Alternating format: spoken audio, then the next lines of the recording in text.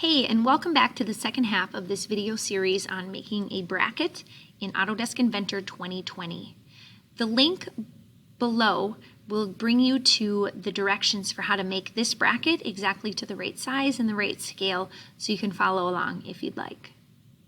First thing we want to do is we want to get a blank piece of paper open. Right now we're working in a part and we want to open up a drawing in Inventor. To do that, we're going to go to File and we're going to choose New. When we choose New, we're going to get a whole bunch of different size files off to the side. We're going to stay in our metric folder and we're going to go to the drawing section. I can shrink these ones and just be focusing on my drawings. In the drawing section, I have a bunch of different styles of templates already made for me. I am going to ask you as a student in class to use the ANSI millimeter.idw. Please make sure you're not grabbing the DWG. Grab the IDW. So I'm going to click on that and I'm going to click on Create. And now I have this piece of paper. It's pretty simple what we're going to do next. We're going to grab our base tool and we are going to change our scale because you'll see that I have a bracket right here, a front view of my bracket. It's not taking up much paper, so I'm going to change the scale from 1:1 to 2:1. That means it's going to be twice as big. Now I'm going to click and drag with my mouse and I'm going to move that front view up and to the right just a little bit. I want to make sure that when I bring off to my side view, for my side view, I'm not going to hit this title block. One of our rules when we're making a multi-view is to not ever hit the title block. So I'm good to go. It's up high enough. Now I'm going to click and I'm not holding my mouse. I'm just sliding my mouse around. I'm going to click off to the side here and I'm going to drop a side view.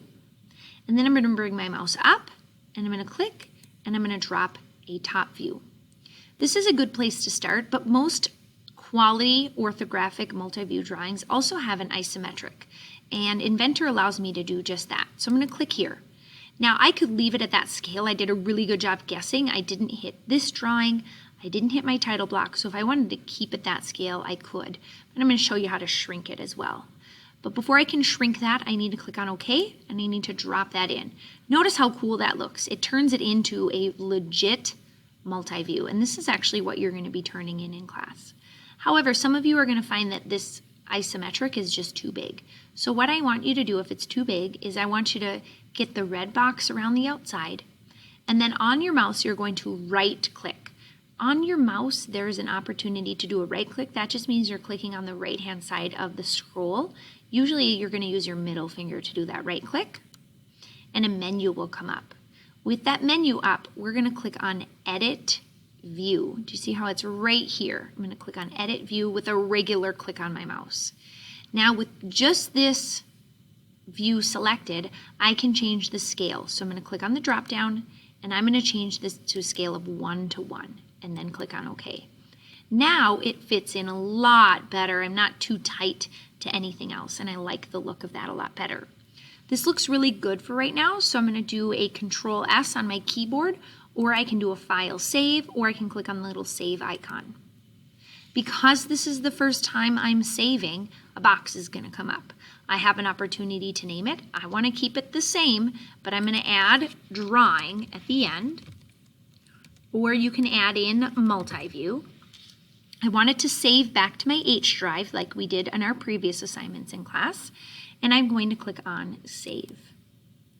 Now there's a few more things I could do to jazz up my drawing. I could use my zoom tool and I could zoom in and pan and zoom, keep going the wrong way, and I could update some information here. I'm going to switch to a different tool.